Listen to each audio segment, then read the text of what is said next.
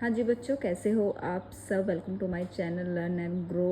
और अब हम 10th के मैथ के एनसीईआरटी की एक्सरसाइज नंबर 4.2 के सेकंड क्वेश्चन पर आ गए हैं। सेकंड क्वेश्चन में इन्होंने कहा कि एग्जाम्पल 1 है जो वो सॉल्व करना है। और एग्जाम्पल 1 क्या था, जो हमारा 4.1 का एक एग्जाम्पल उन्होंने दिया है जो क्वाड्रेटिक इक्वेशन के हिसाब से सॉल्व किया है। इसमें हम फैक्टराइजेशन मेथड के हिसाब से एग्जाम्पल 1 सॉल्व करेंगे। सो चलो करते हैं भाई।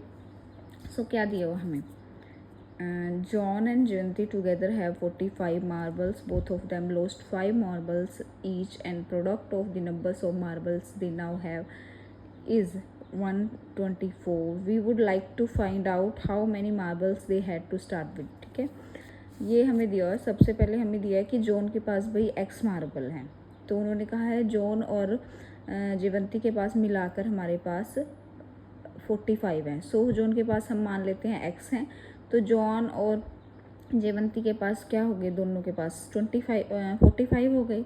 सो जॉन हमने x मानना हुआ है, जयवंती हमने पता नहीं भाई कितना होगा, तो 45। सो जयवंती x इधर चल जाएगा, तो जयवंती के पास हमारे पास हो गया 45 माइनस x मार्बल। उन्होंने कहा है कि दोनों ने भाई 5-5 मार्बल खो दिए हैं, मतलब x ने भी खो दिया, मतलब जॉन ने x माइनस 5 खो दिया है, और जयवंती ने खो दिया है 45 माइनस x माइनस 5।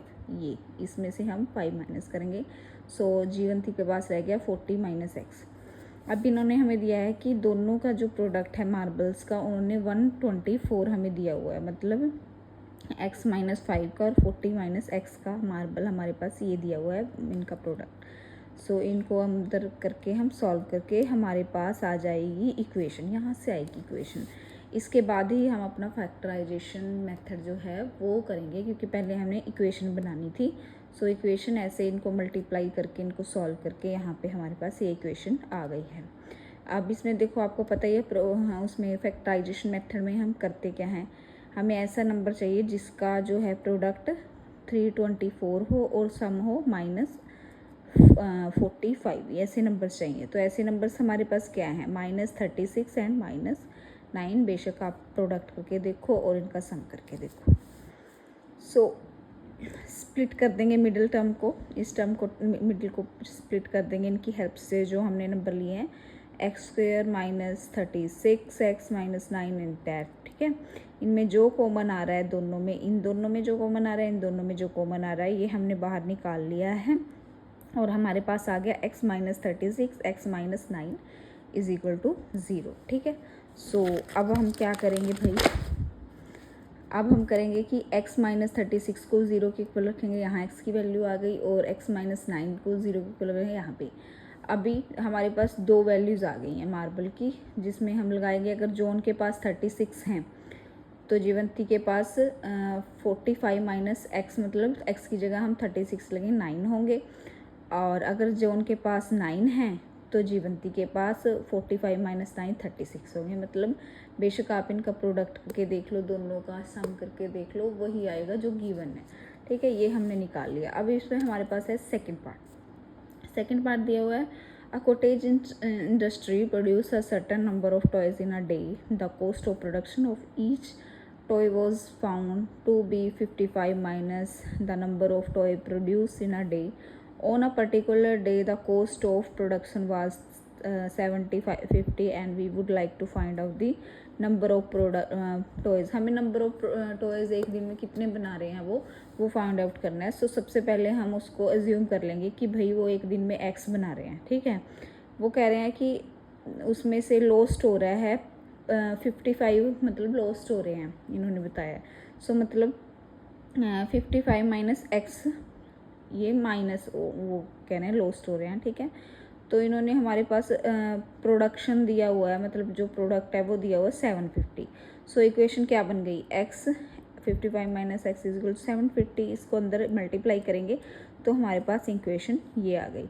ये माइनस में x आ रहा है तो यहाँ पे हमने -1 से मल्टीप्लाई कर देना है ताकि वो प्लस में आ जाए। सो अब ये इक्वेशन हमारे पास बन चुकी है। अब इस इक्वेशन से हम फैक्टराइजेशन मेथड आगे करेंगे। तो वैसा नंबर चाहिए, दो नंबर हमें चाहिए जिनका प्रोडक्ट जो है 750 हो और जिनका सम हो -55। सो वो नंबर हमारे पास है 25 एंड 30। बेशक आप करके देख लीजिए, इनको प्रोडक्ट कर लो, इनका सम कर लो।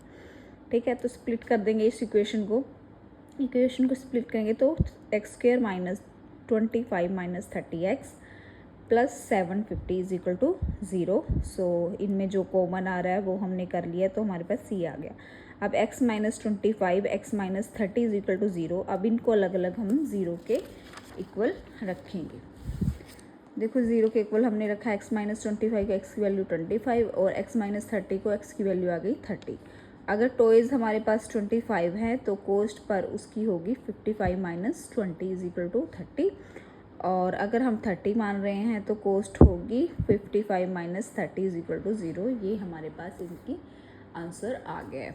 अभी हमें बारिश आ गए हम थर्ड क्वेश्चन पे।